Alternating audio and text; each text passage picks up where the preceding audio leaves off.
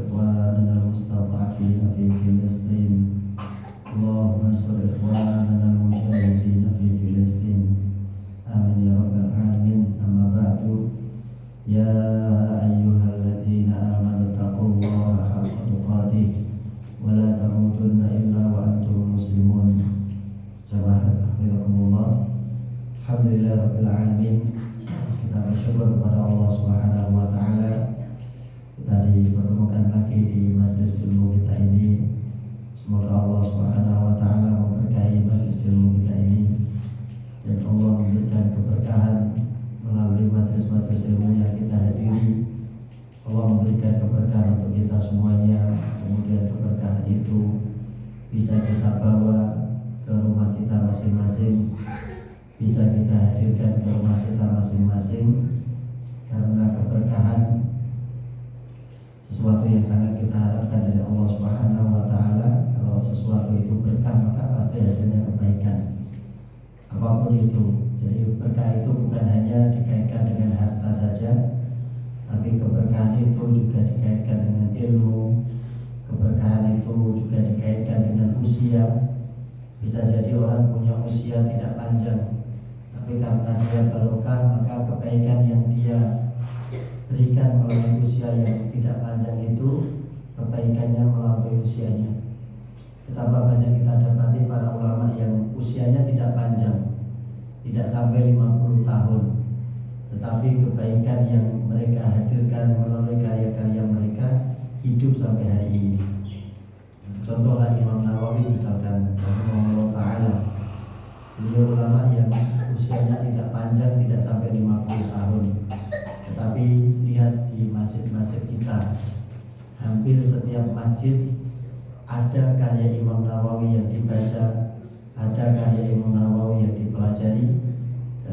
Mulai dari kitab yang kecil, misalkan Al-Arba'in An-Nawawiyah, kemudian Riyadhus Shalihin. Siapa yang tidak kenal Riyadhus Shalihin ya? Jadi hampir kita semua pernah mendengar nama kitab itu.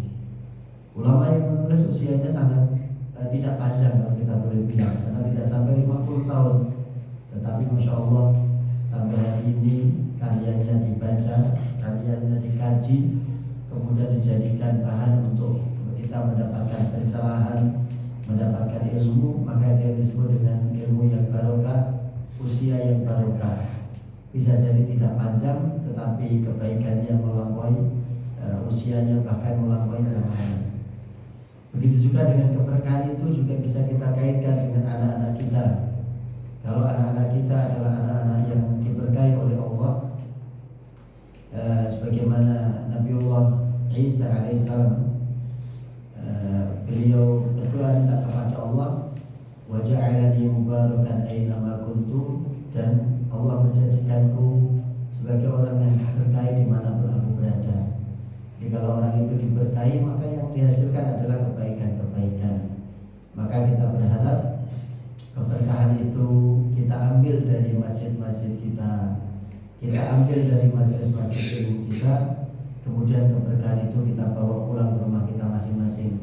Kita tularkan kepada pasangan kita, istri-istri kita tularkan kepada anak-anak kita. Jangan hanya ilmu itu mandek di kitab, tapi kita juga harus menyampaikannya kepada anggota keluarga kita. Sebagaimana tadi imam kita mengingatkan di dalam sholat tadi, mengingatkan tentang tugas kita semuanya, terutama para ayah, terutama para laki-laki sebagai pemimpin keluarga. Allah memberikan amanah yang tidak kecil. Qu anfusakum wa ahlikum nar. Selamatkan, jagalah diri kalian dan keluarga kalian dari api neraka. Bagaimana cara menjaganya? Apakah dengan menabung uang sebanyak-banyaknya? Kan tidak. Cara menjaganya ya kita mengajarkan ilmu, menyampaikan ilmu kepada anggota keluarga kita, yang dengan ilmu itu kita dan anggota keluarga kita akan tahu apa saja yang dapat menyelamatkan kita dari api neraka. Dan kita tahu kan di antara pengertian takwa, selain kita mengetahui takwa itu adalah menjalankan perintah Allah kemudian meninggalkan larangannya, pengertian takwa yang lain adalah kita membuat penghalang antara kita dengan neraka Allah Subhanahu wa Ta'ala.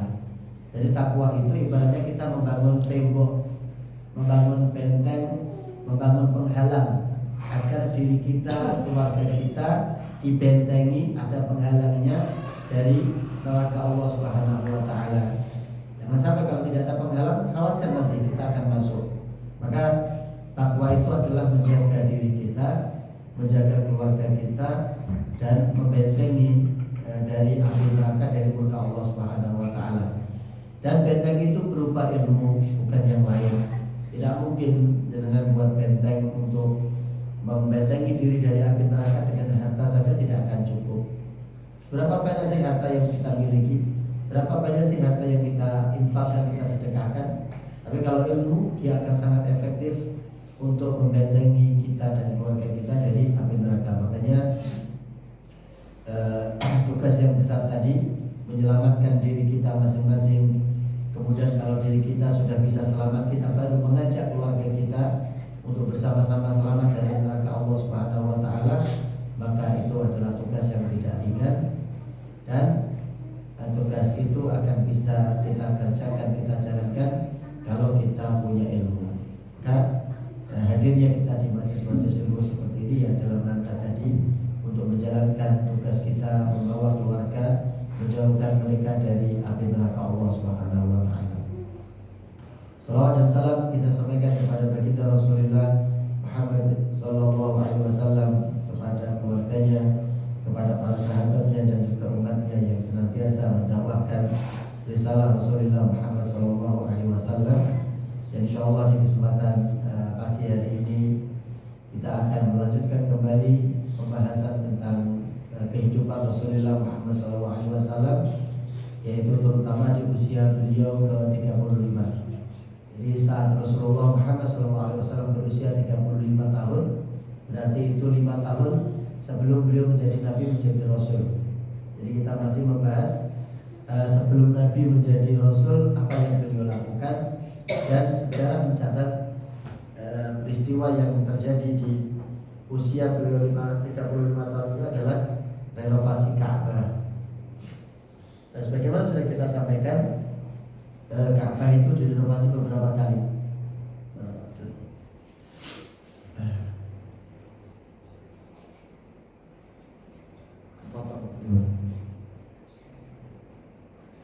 Setelahnya.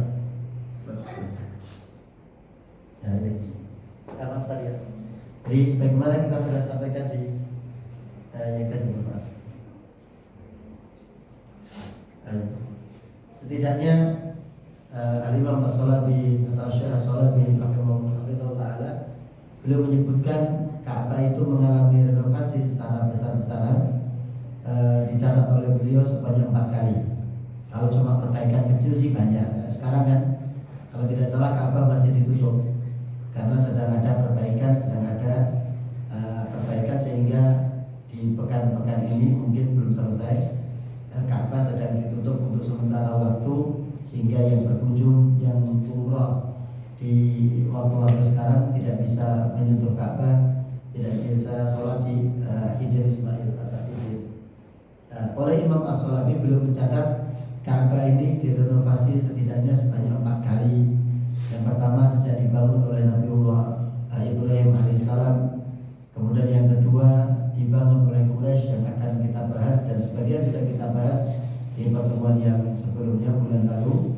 Kemudian yang ketiga dibangun oleh Abdullah bin Zubair karena Ka'bah sempat diserang oleh Hajjaj bin Yusuf Al-Thaqafi, kemudian diserang menggunakan alat pelontar batu atau yang dikenal dengan manjanik mengenai dinding Ka'bah.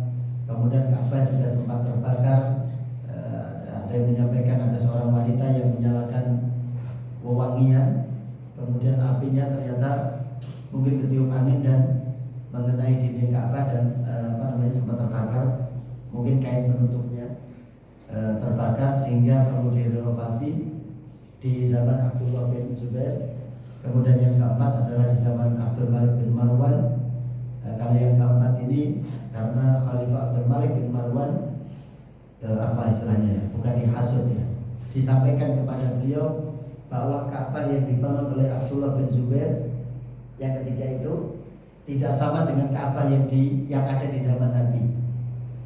Jadi oleh Quraisy berarti Nabi ikut di dalamnya. Yang ketiga adalah yang dibangun oleh Abdullah bin Zubair. Ini Ka'bahnya secara fisik bangunannya berbeda dengan Ka'bah yang ada di zaman Nabi, yaitu yang dibangun oleh Quraisy dan sepanjang Nabi hidup. Nah, itu Ka'bahnya berbeda. Kenapa begitu? Kita sudah pernah menyampaikan di pertemuan yang lalu bahwa Quraisy itu walaupun mereka jahiliyah, walaupun mereka suka berbuat kezaliman, walaupun mereka suka berbuat hal-hal yang kebodohan-kebodohan dalam syariat, tapi kalau untuk Ka'bah, untuk rumah Allah, mereka tahu diri ya. Ini rumah Allah, ini tempat suci, ini tempat mulia. Jadi begitu ingin membangun tempat yang mulia atau memperbaiki, merenovasi tempat yang mulia ini, maka mereka memberikan syarat bagi masyarakat yang ingin ikut ta'awun, masyarakat yang ikut berdonasi, bertabarukat. Mereka memberikan syarat hanya penghasilan yang baik yang boleh digunakan untuk berdonasi, membangun atau merenovasi Ka'bah. Kebayangkan masyarakat Quraisy, masyarakat jahiliyah dalam interaksi sehari-hari, mereka biasa terkait dengan hal-hal yang hartanya tidak banyak yang halal, Pak, kalau bahasa kita. Jadi harta halal mereka itu boleh bisa dihitung karena memang jumlahnya tidak banyak. Selain itu, harta yang mereka punya adalah harta bisa jadi dari perkara haram atau tidak baik tadi. Nah, orang masyarakat jahiliyah saja tahu harta tidak baik itu kriterianya apa. Mereka menyebutkan 3 hal. Harta yang tidak baik itu adalah 1, harta yang dihasilkan dari riba. Jadi masyarakat jahiliyah, praktek riba itu mereka jalankan sehari-hari, tapi mereka sadar betul bahwa uang yang mereka hasilkan dari praktek riba bukan harta yang baik.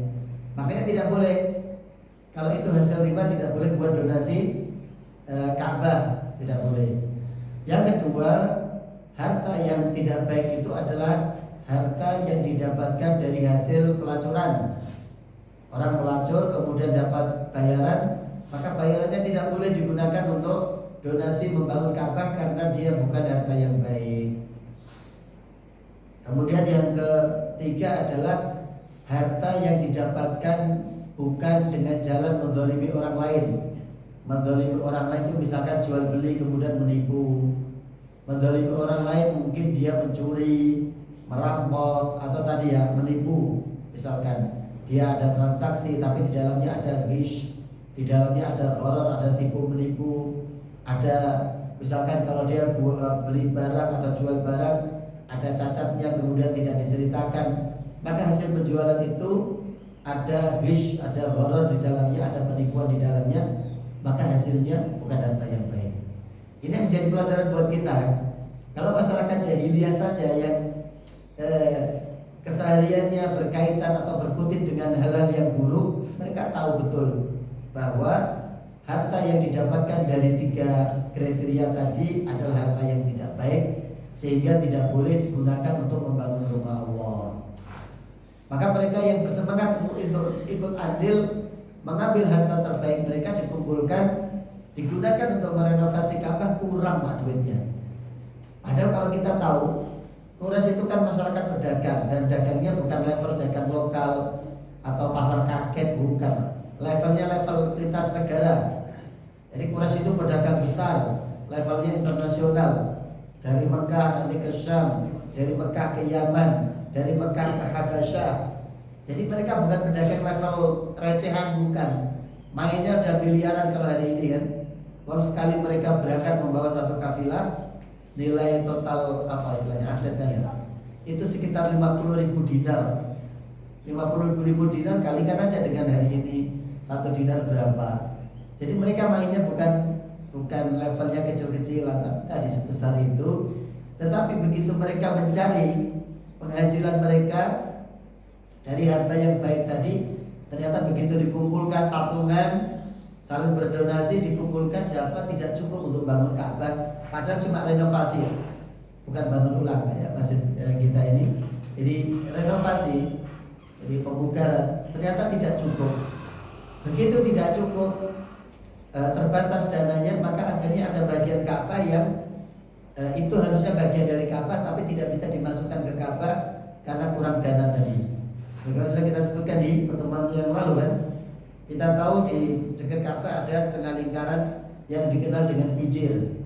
Kalau orang Indonesia nyebutnya hijir Ismail, padahal tidak ada hubungannya. Tapi yang jelas itu namanya hijir. Setengah lingkaran itu yang ada di dalamnya dia termasuk bagian dari Ka'bah. Maka orang yang bisa sholat di hijir Ismail sama dengan sholat di dalam Ka'bah dengan kelebihannya. Makanya kita berebut kan, cuma berebutnya salah. Berebutnya cuma nempelin badan ke temboknya, lihat talang emas. Padahal yang disunahkan di situ adalah sholat sunnah karena sama dengan sholat di dalam Ka'bah. Makanya kan orang tidak boleh kan tawaf lewat situ karena memang nggak ada jalannya juga. Karena tawaf kok melewati itu ya nggak sah tawafnya karena masih di dalam Ka'bah. Jadi mereka kurang dana, kemudian ada yang tidak bisa dimasukkan karena keterbatasan dana, sehingga diberikan tanda tadi bahwa ini bagian dari dalam Ka'bah, orang tidak boleh tawaf lewat di dalamnya, tidak boleh. Maka diberi tanda tadi. Rasulullah Muhammad SAW tahu itu bahwa yang dibangun Quraisy sekarang itu Ka'bah yang dibangun Quraisy sekarang bukan Ka'bah yang secara luasnya sama dengan Ka'bah yang dibangun oleh Nabi Ibrahim. Nah kemudian Bunda Aisyah kan bertanya, Rasulullah, kenapa tidak dirombak lagi? Kenapa tidak dirombak lagi saja? Toh ada bagian Ka'bah yang tidak bisa dimasukkan ke dalam Ka'bah. Lihat kalimat Nabi. Dan ini menjadi kaidah buat kita semua dalam memperbaiki yang salah, yang keliru. Dan itu kan keliru kan? Kelirunya bagaimana? Bagian dari Ka'bah tidak dimasukkan di Ka'bah. Padahal kalau di zaman Nabi, terutama kalau Nabi sudah di Madinah, Muslimin kan uangnya sudah banyak, ibaratnya hartanya sudah banyak. Kalau mau bangun Ka'bah juga mudah kan. Datangkan saja cuma satu orang, Utsman, untuk menyelesaikan pembiayanya, pasti selesai. Atau Abdurrahman bin Auf, tidak perlu semua sahabat patungan, tidak perlu. Cukup seorang Utsman, cukup seorang Abdurrahman bin Auf, pasti selesai. Kalau seandainya Nabi ingin Ka'bahnya itu dikembalikan secara ukurannya seperti di zaman Nabiullah Ibrahim alaihissalam, tapi tidak dilakukan. Bahkan setelah Nabi berkuasa, punya kekuasaan di Madinah, ibaratnya sudah punya negara Madinah, Islam Madinah, Nabi ketika ditanya Rasulullah kenapa tidak dirombak lagi, padahal yang dibangun oleh Quraisy ini tidak sama dengan sebelumnya. Dan kalimat Nabi beliau mengatakan, kalaulah bukan karena masyarakatmu, kaummu ini masih dekat dengan kejahiliaan, maka aku pasti akan melakukannya, merombak Ka'bah, kemudian bangunannya akan ditinggikan, kemudian dibuat dua pintu dari sisi timur dan barat, satu pintu untuk masuk, satu pintu untuk keluar. Jadi itu kalimat Nabi. Aku ingin, kalau seandainya bukan karena kaummu, masyarakatmu masih dekat dengan kejahiliaan, pasti aku akan merubah Ka'bah, meninggikan bangunannya, kemudian memasukkan yang tadi di luar tidak dimasukkan ke dalam Ka'bah akan dimasukkan, kemudian dibuat dua pintu. Kalau hari yang kita lihat kan Ka'bah pintunya satu, mungkin dua tapi yang satu kan ditutup permanen, satu aja yang buat pintu masuk. Nah, Nabi itu pinginnya pintunya dua, satu masuk, satu untuk keluar. Nah, itu disampaikan oleh Rasulullah Muhammad SAW kepada Bunda Aisyah. Oleh Bunda Aisyah nanti disampaikan kepada sahabat yang lain. Di antara yang mendengar adalah Abdullah bin Zubair, keponakannya. Makanya ketika Abdullah bin Zubair punya kekuasaan, maka beliau merombak lagi, terutama setelah Ka'bah tadi terbakar, setelah Ka'bah diserang dengan manjanik pelontar batu sehingga membuat bagian dari dinding Ka'bah rusak, maka oleh beliau dibongkar lagi, direnovasi lagi, dibangunnya sesuai dengan keinginan Nabi. Kenapa Ka'bahnya berbeda? Dibangun oleh Zubair berbeda dengan sebelumnya di zaman Nabi, karena yang dibangun oleh Abdullah bin Zubair sesuai dengan keinginan Nabi yang tidak tersampaikan tadi, karena masyarakatnya masih dekat dengan kejahiliaan. Maka kaidahnya tadi, kalau untuk menghilangkan kemungkaran atau kesalahan, kalau sekiranya kesalahan itu kalau diperbaiki kok malah muncul kemudorotan yang lebih besar, maka lebih baik tinggalkan dulu, jangan diperbaiki sekarang. Dan itu pernah tadi dilakukan oleh di antara Ibnu Taimiyah kan. Ibnu Taimiyah itu ketika beliau berjalan dengan muridnya melewati sebagian dari pasukan Tatar yang menyerang Baghdad dan sebagainya itu, beliau mendapati pasukan itu sedang mabuk-mabukan, sedang minum khamr, sedang mabuk-mabukan. Ibnu Taimiyah tahu, maka beliau cuma melewati saja, tidak menegur mereka, tidak memperingatkan mereka, tidak melarang mereka untuk minum khamr. Begitu sudah berlalu, maka muridnya kan bertanya, wahai imam, wahai guru, kau kan tadi melihat mereka minum khamr, mereka mabuk-mabukan, kenapa kau tidak mencoba merubah mereka atau menegur mereka, wahai imam, wahai guru? Maka Ibnu Taimiyah kurang lebih beliau mengatakan, kalau aku melarang mereka dari mabuk-mabukan, mereka sadar justru mereka akan lebih menyakiti muslimin, karena mereka penjahat, mereka penjajah, mereka datang untuk memerangi muslimin. Kalau mereka dalam keadaan sadar, kalau mereka dalam keadaan sedang tidak mabuk, aku khawatir keburukan yang mereka lakukan akan jauh lebih besar, yaitu mereka akan menyerang muslimin, menyakiti muslimin, menangkapi para wanita bisa jadi, dan seterusnya. Maka aku biarkan mereka dalam keadaan seperti itu, karena mudaratnya kan cuma menimpa mereka. Tapi kalau mereka sadar, khawatir malah menyakiti muslimin yang lain.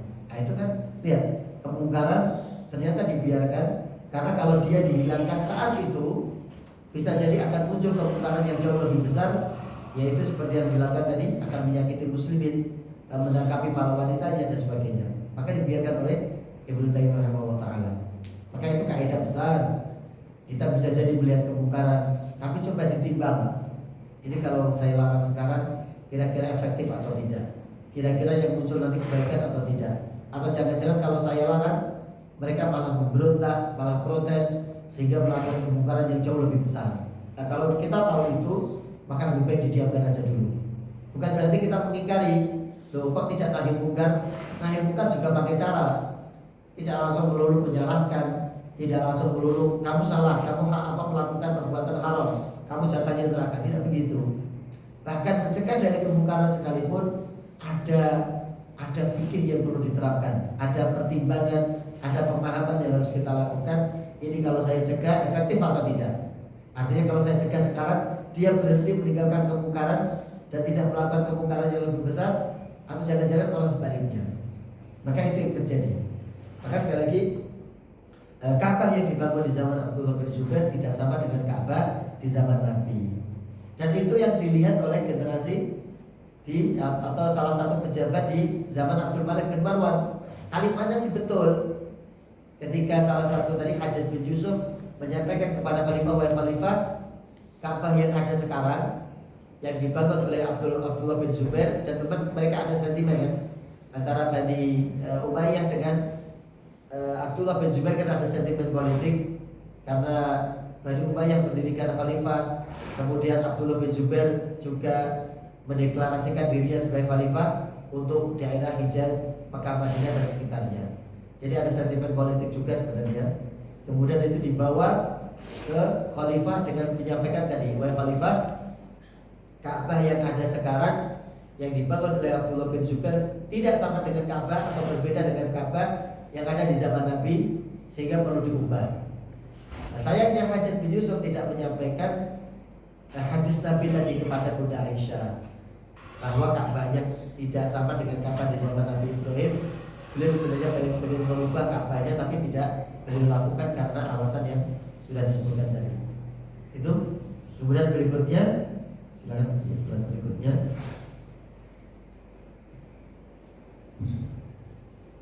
Semua kabilah Quraisy dalam urusan Ka'bah ini mereka ingin ikut ambil peran. Jadi sekali lagi yang ada di kepala kita, mereka masyarakat jahiliyah. Mereka masyarakat jahiliyah, orang-orang jahiliyah. Tapi kalau untuk urusan rumah Allah, untuk urusan masjid Ka'bah, mereka ingin ikut punya kebaikan di dalamnya. Mereka ingin punya saham di dalam membangun atau memperbaiki rumah Allah. Itu padahal masyarakat jahiliyah yang mereka melakukan kesyirikan, mereka melakukan tidak beribadah kepada Allah. Tapi kalau untuk urusan rumah Allah, mereka tetap pengen punya saham, mereka tetap pengen punya andil, punya peran untuk mengurus rumah Allah atau memperbaiki rumah Allah ini. Jadi semua kabilah di Quraisy masing-masing ikut serta dalam renovasi Ka'bah ini, dan mereka kemudian membagi tugasnya masing-masing. Kabilah ini bagian sebelah sana, kabilah ini sebelah sini, kabilah, jadi semuanya sudah dibagi dengan rapi. Jadi mereka memang masyarakat jahiliyah, tapi dalam urusan kantor masyarakat itu mereka bagus. Dalam urusan kantor masyarakat mereka baik. Contohnya seperti ini kan. Ini nggak ada yang rebutan, semuanya sudah berjalan dengan baik. Kabilah fulan tugasnya sebelah utara misalkan, kabilah fulan sebelah selatan, kabilah fulan sebelah timur, sebelah barat. Itu sudah terbagi dengan baik. Dan masing-masing ikut, para pemimpinnya, para kepala sukunya, mereka ikut serta dalam urusan bangun Ka'bah, ikut-ikutan ngangkat batu. Bahkan sebagaimana yang kita sampaikan di pertemuan yang lalu kan, ketika mereka akan membongkar Ka'bah ini mereka takut kualat. Takut kualatnya gimana? Lah ini kan rumah Allah, masa mau dirobohkan? Wong Abroha saja baru dia pengen merobohkan Ka'bah sudah dimusnahkan oleh Allah. Masa kita mau merobohkan Ka'bah? Jadi kisah Abroha itu terkenal baik di kepala mereka. Jadi Abroha yang baru niat saja membawa pasukan bergajah, baru niat pengen merobohkan Ka'bah saja, Allah musnahkan. Allah kirim burung-burung membawa batu yang terbakar untuk menghabisi mereka, untuk membunuh mereka. Nah masa kita mau merobohkan Ka'bah? Jadi mereka takut. Ini uniknya kan ini masyarakat jahiliyah sekali lagi. Tapi itu mereka masih punya apa ya? Kalau kita sebut istilahnya ini tempat suci, ini tempat keramat kalau bahasa kita. Jadi jangan sembarangan main roboh, main bangun, main itu yang ada di benak mereka. Jadi mereka tidak berani memulainya, tidak berani melakukannya sampai salah satu pemimpin mereka memulainya. Al-Walid bin Mughirah, sesepuh mereka yang mulai. Dan antum tahu apa yang mereka lakukan yang lain cuma melihat. Begitu Al-Walid bin Mughirah mulai mencoba merobohkan dinding Ka'bah, diambil batunya satu persatu. Yang lain cuma melihat, yang lain cuma ngawasi gimana? Kita lihat dulu deh. Nanti kalau Al-Walid bin Mughirah ini aman sampai besok tidak terjadi apa-apa, berarti Allah ridho. Kalau gitu kita akan ikut serta. Tapi kalau sampai besok kok dia tidak aman, terjadi sesuatu, berarti tandanya Allah tidak ridho dan kita tidak akan melakukannya. Kita tidak akan melanjutkannya. Kita akan kembalikan apa yang sudah diambil oleh Al-Walid bin Mughirah. Jadi lagi-lagi kisahnya ini unik. Jadi masyarakat jahiliyah yang dengan karakter seperti tadi, perbuatan-perbuatan yang mereka lakukan, kesyirikan dan sebagainya itu, untuk urusan Ka'bah mereka betul-betul memberikan penghormatan setinggi-tingginya. Tapi ya, kalau tidak masalahnya bukan masyarakat jahiliyah namanya. Tapi dari sisi ini menariknya begitu. Semuanya ingin terlibat, semuanya ingin punya andil, semuanya ingin punya peran di situ. Apakah dengan hartanya, bahkan dengan tenaganya tadi kita sampaikan. Maka kalau untuk urusan rumah Allah, masjid kita ini, maka ya kita masing-masing kita coba punya peran.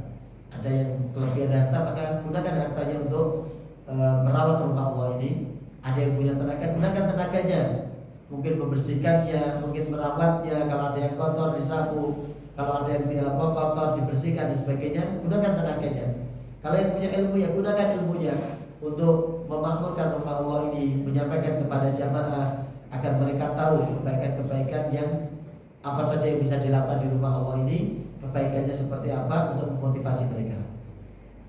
Kemudian Rasul juga ikut, dan ini pentingnya nanti pelajaran untuk kita semuanya. Rasulullah Muhammad SAW sebelum diangkat menjadi nabi ini, beliau ikut renovasi Ka'bah, ikut serta, bahkan ikut ngangkati batu. Karena memang saat itu Rasulullah belum punya kedudukan apa-apa kan, belum menjadi nabi, belum menjadi rasul, maka beliau bagian dari masyarakat umumnya.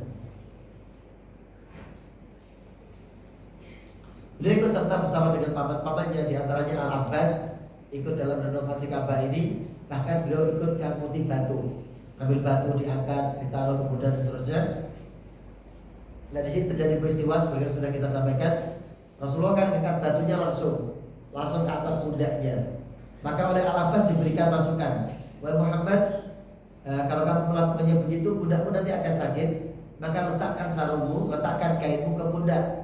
Jadi untuk menutupi biar tidak langsung kena pundak. Maka Rasulullah Muhammad SAW diberi masukan, kemudian beliau melakukannya.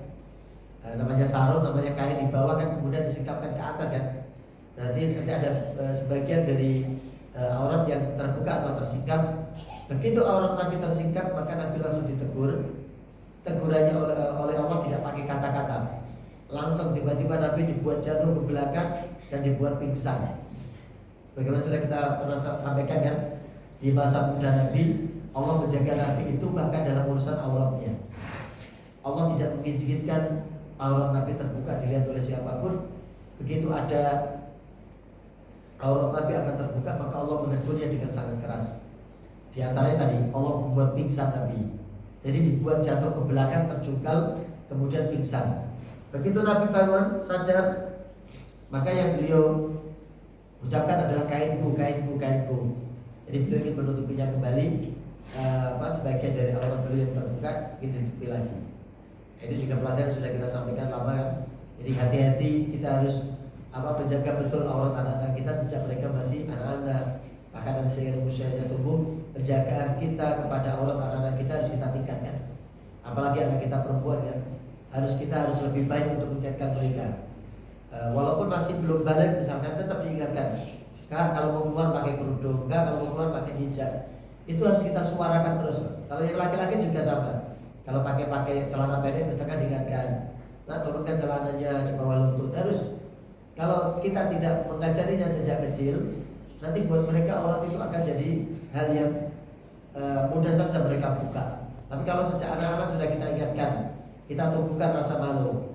Misalkan anak kita yang perempuan, Kak malu Kak kalau keluar gak pakai kerudung. Itu harus kita suarakan biar terngiang-ngiang di kepala mereka. Oh, kalau saya keluar membuka aurat yaitu rambut, maka itu malu, maka ditanamkan itu. Nah, kemudian memilih harta yang baik tadi sudah kita sampaikan. Yang keempat adalah terjadi pertikaian.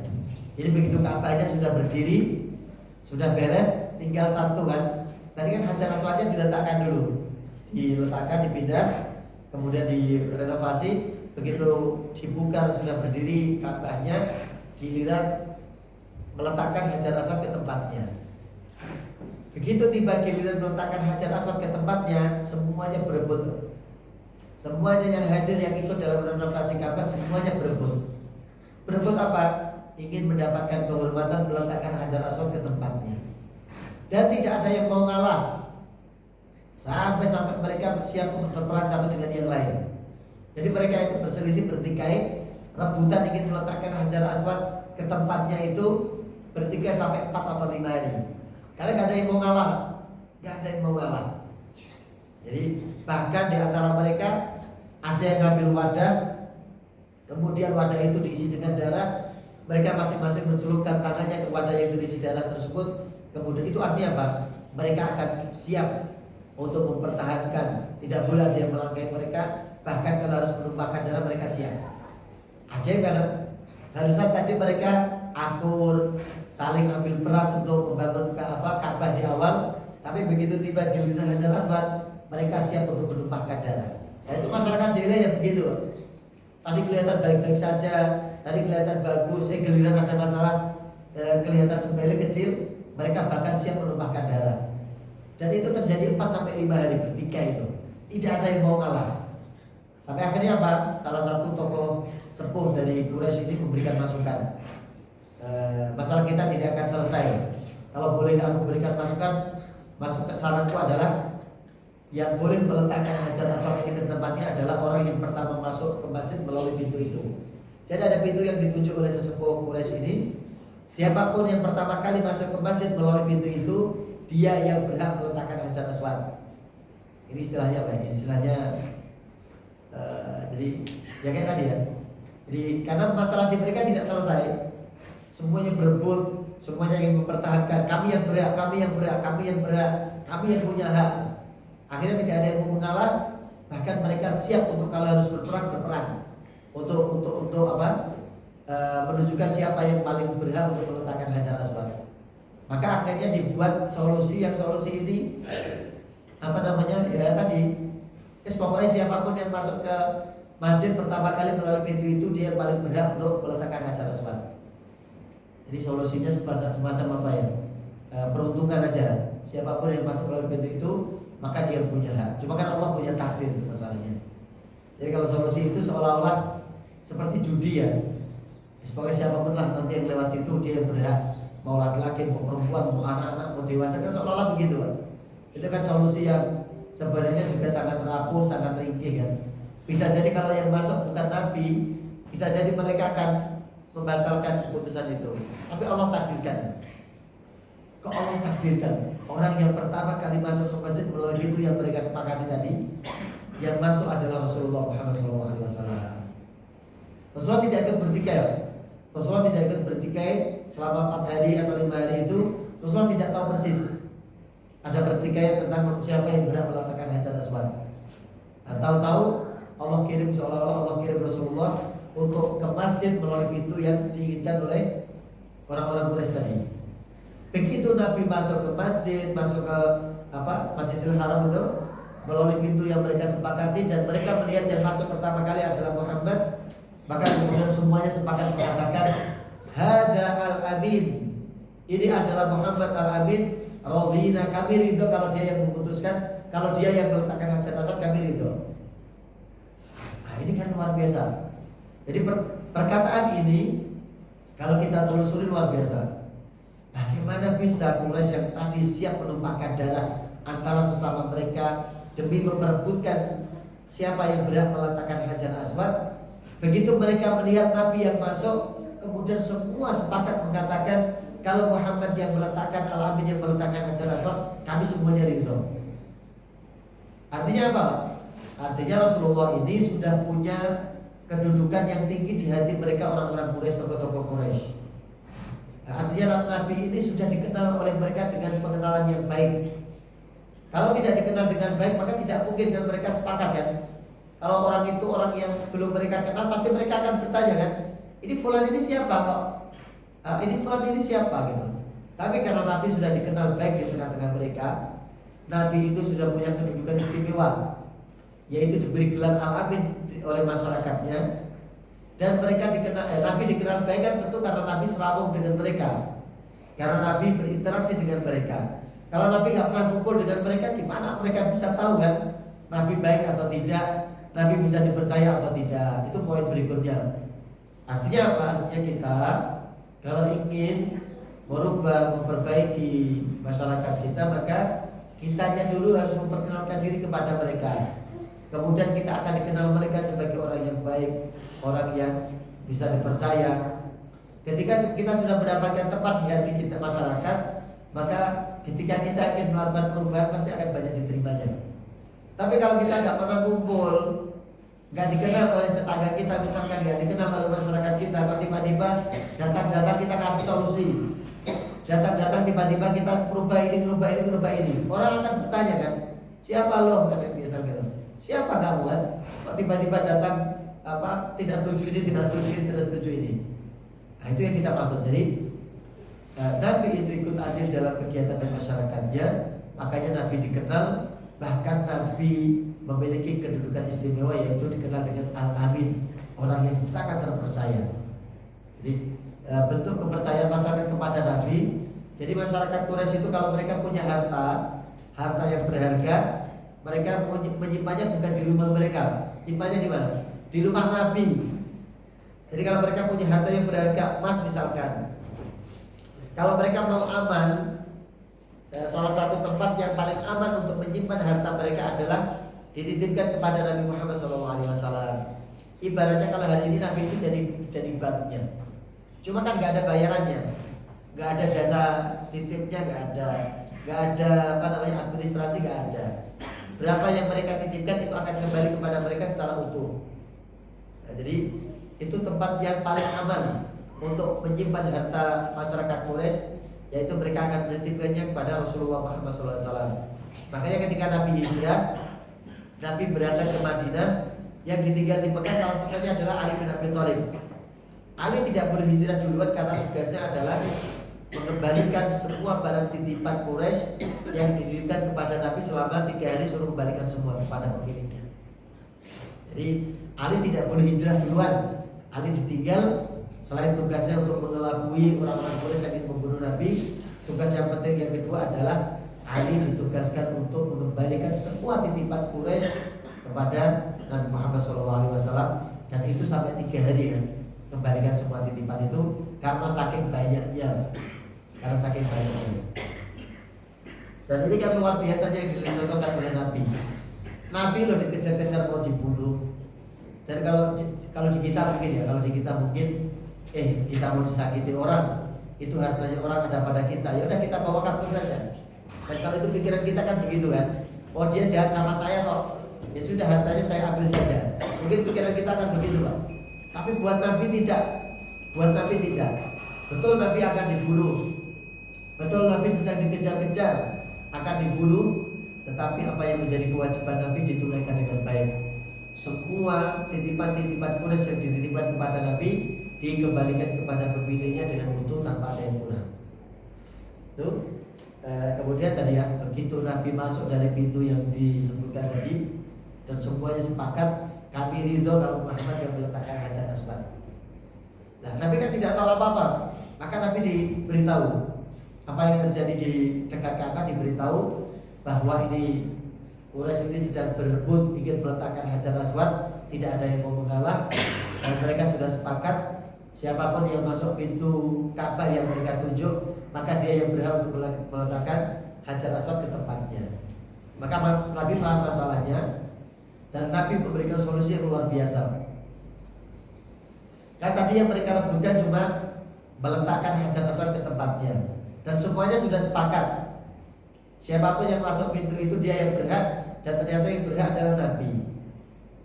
Lihat solusinya. Kenapa Nabi tidak langsung ngambil itu Hajar Aswad kemudian ditaruh saja kan? Toh mereka semuanya sudah sepakat. Tapi yang dilakukan Nabi beda. Begitu Nabi sudah tahu duduk masalahnya, maka Nabi mencarikan solusi yang membuat semuanya tambah ridho dengan solusi yang akan dilakukan oleh Nabi. Lalu Nabi yang meletakkan saja mereka ridho, apalagi solusi yang diberikan Nabi. Apa solusinya? Solusi yang diberikan Nabi minta dihadirkan kain, kemudian digelar, Hajar Aswad diambil oleh Nabi, kemudian diletakkan di tengah-tengah kain. Begitu Hajar Aswad sudah diletakkan di tengah-tengah kain, Nabi memanggil semua pemimpin kabilah, perwakilan. Semua perwakilan dari kabilah-kabilah di Quraisy dipanggil untuk masing-masing memegang ujung kainnya. Masing-masing memegang ujung kain. Begitu sudah dipegang semuanya, atas instruksi dari Nabi suruh ngangkat bareng-bareng. Diangkat. Kemudian begitu sudah dekat dengan tempatnya Hajar Aswad, maka mereka tetap mengangkatnya, dan Nabi yang mengambil Hajar Aswad itu dengan kedua tangan beliau yang mulia, kemudian diletakkan di pojok Ka'bah itu. Ya, ajaib kan solusi yang dilakukan oleh Nabi. Sekali lagi, kalau Nabi mau itu Hajar Aswad, misalkan tadi ya Hajar Aswad, oh ini tempatnya di sini, disuruh meletakkan di tempatnya, Nabi yang gotong langsung kemudian diletakkan, semuanya pasti setuju. Tapi Nabi memberikan solusi yang jauh lebih luar biasa, yang membuat semuanya bukan hanya setuju, tapi semuanya puas. Kenapa puas? Karena semuanya merasa dilibatkan untuk angkat Hajar Aswad ya, dengan walaupun cuma dengan memegang ujung kain, tapi kan udah lumayan kan? Aku tadi ikut pegang loh. Disuruh ikut pegang saja udah bangga kan? Ya kan? Tadi kita juga begitu kan? Aku tadi ikut pegang lah, aku tadi ikut ngangkat lah. Walaupun ujungnya yang mengangkat tetap Nabi kan. Tapi lihat solusi itu yang luar biasa. Orang bukan hanya menyelesaikan masalah yang mereka perebutkan tadi, tapi membuat semuanya ridho dan semuanya puas karena merasa dilibatkan untuk masalah yang sedang mereka perebutkan tadi, yaitu ikut serta dalam memindahkan Hajar Aswad ke tempatnya. Sederhana, yang dilakukan oleh Nabi sangat sederhana. Tapi yang sederhana itu menyelesaikan masalah sampai ke akar-akarnya dan membuat semuanya puas, membuat semuanya ridho. Dan itu karakter syariat Nabi sebenarnya. Dan itu karakter syariat yang dibawa Rasulullah Muhammad SAW. Sunnah Nabi karakternya begitu. Dia selalu mudah.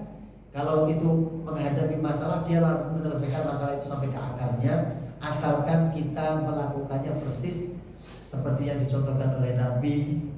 Tapi kan kadang kita suka memilih yang lain kan. Giliran urusan ibadah, sholat, masjid, kita pengen persis seperti Nabi. Tapi urusan di luar masjid, di rumah kita masing-masing, di pasar, di kantor, kita pakai hukum yang lain. Kita pakai aturan yang lain, seolah-olah kita tidak punya aturan Nabi kan? Seolah-olah kita mengatakan, oh Nabi kalau di pasar tidak punya aturan, oh Nabi kalau di rumah tidak ada sunnahnya. Nah, di semua sisi hidup kita Ada sunnah-sunnah Nabi yang bisa kita praktekkan dan itu hasilnya akan sangat luar biasa. Termasuk mendidik anak kan juga sama. Kalau hari ini kita mendapati banyak sekali teori tentang mendidik anak, padahal kita sudah punya teori pendidikan anak yang paling mujarab, yang hasilnya sudah teruji sekian puluh tahun, sekian ratus tahun, sekian ribu tahun, yaitu metode Nabi Muhammad SAW dalam mendidik anak-anak. Berikutnya, selesaikan sedikit lagi. Ini pelajaran-pelajarannya.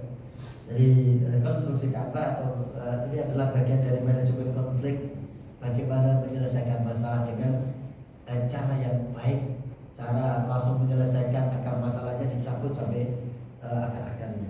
Pertama adalah di kisah ini Nabi tidak masuk dalam lingkaran konflik karena Nabi tidak tahu sama sekali apa yang mereka perebutkan, apa pertikaian yang terjadi, Nabi tidak tahu sama sekali. Makanya begitu Nabi masukkan, Nabi diberitahu, kita itu sudah begini, kami itu sudah begini, sudah begini. Maka Nabi tidak masuk dalam pusaran masalah atau konflik yang sedang terjadi.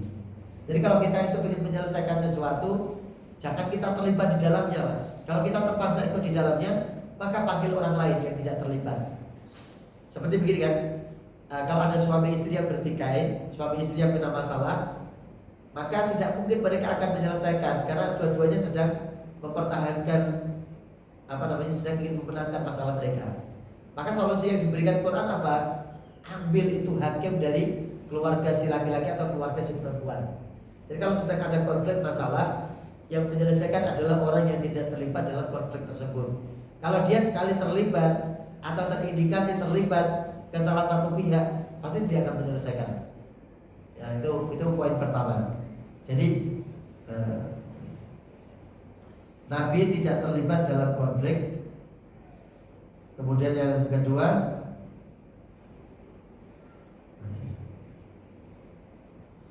Nabi memetakan masalah dengan sangat baik. Jadi beliau cari tahu dulu ini masalah pokoknya apa sih, masalah intinya apa. Jadi itu juga sama kan, itu pelajaran buat kita semuanya. Kalau mau menyelesaikan masalah, dicari dulu akar masalahnya di mana.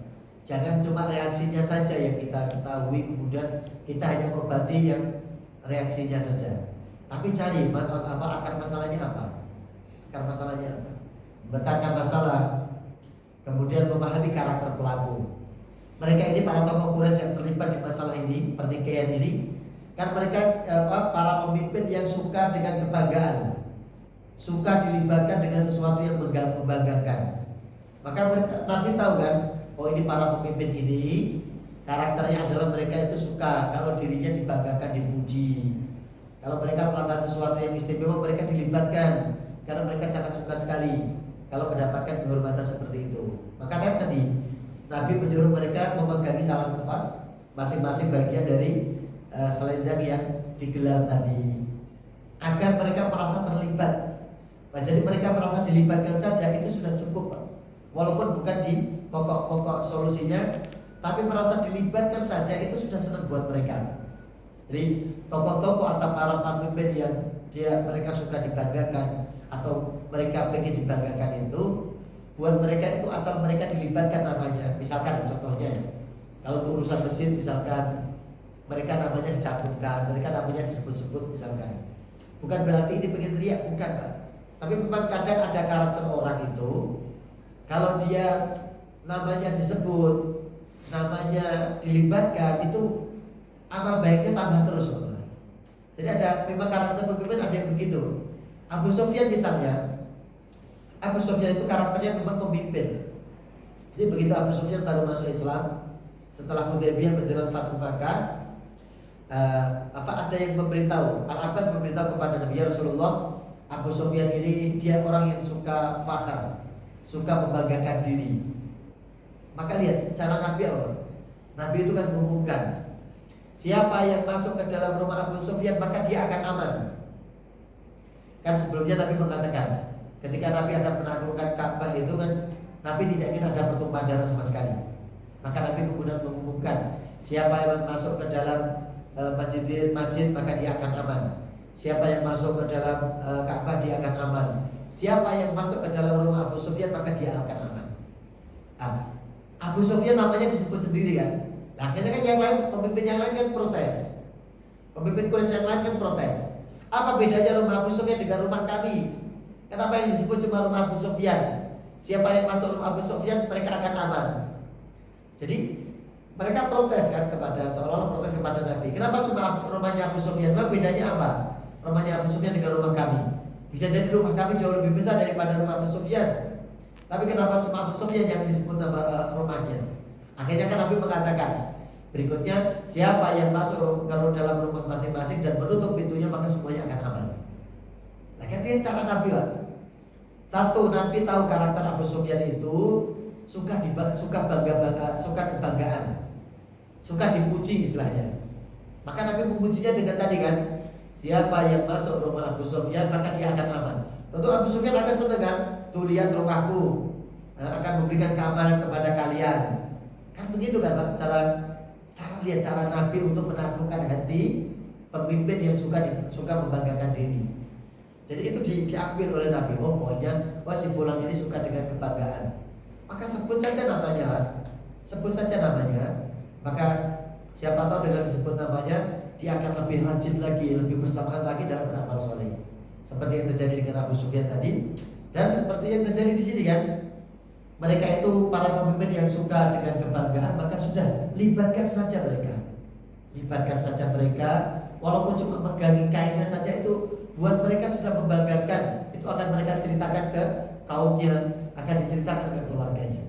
Maka memahami karakter pelaku, kemudian menganalisa masalah dan menemukan solusi yang jitu. Solusinya sederhana, tapi yang sederhana ini menyelesaikan masalah dengan sangat luar biasa. Itu mungkin bisa disampaikan tentang renovasi Ka'bah. Jadi begini kita belajar sirah itu begitu Pak. Artinya apa? Memahami satu masalah kemudian kita cari hikmahnya. Apa sih pelajarannya? Jadi lihat satu kasus dalam kehidupan Nabi, tapi hikmahnya sangat banyak buat kita. Ini Nabi belum menjadi Rasul. Nabi belum menjadi Rasul, belum menjadi Nabi saja, pelajaran buat kita sudah banyak. Apalagi nanti kalau kita membahas peristiwa-peristiwa yang terjadi saat Nabi sudah diangkat menjadi Rasul. Pasti peristiwa itu akan banyak bisa kita amalkan, bisa kita lakukan dalam kehidupan kita sehari-hari. Jadi semoga kita tidak kendor semangat kita untuk mengenal Nabi lebih baik lagi dengan membaca sirah Nabi, dengan mendengarkan kajian-kajian tentang sirah Nabi baik secara live seperti ini, atau silakan buka di YouTube, banyak para asatid yang menyampaikan sirah dengan utuh dari awal sampai akhir. Silakan didengarkan, silakan dibaca. Nah, jadi kalau kita masih bingung, dengarkan aja penjelasan mereka, karena mereka juga menyampaikan sirah kemudian menyampaikan pelajaran-pelajaran berharga untuk kita yang bisa kita terapkan dalam kehidupan kita. Wallahu a'lam, ini mungkin yang bisa disampaikan. Semoga ada hikmahnya, semoga ada kebaikan yang bisa kita ambil. Insyaallah kalau ada umur kita akan lanjutkan. Berikutnya adalah permulaan turunnya wahyu. Jadi dari usia 35 tahun, kemudian pembahasan berikutnya adalah permulaan wahyu turun kepada Rasulullah Muhammad SAW di usia Nabi yang ke-40 tahun. Tapi sebelum wahyu turun kepada Nabi, ternyata ada mukadimah-mukadimahnya, ada pendahuluannya. Jadi tidak serta-merta wahyu turun, tidak. Allah memberikan pendahuluan. Seperti apa insyaallah akan kita kaji pertemuan yang lain. Wallahu ta'ala bishawab. Kurang lebih yang bermaaf, kita cukupkan dengan doa kafaratul majlis. Subhanallah.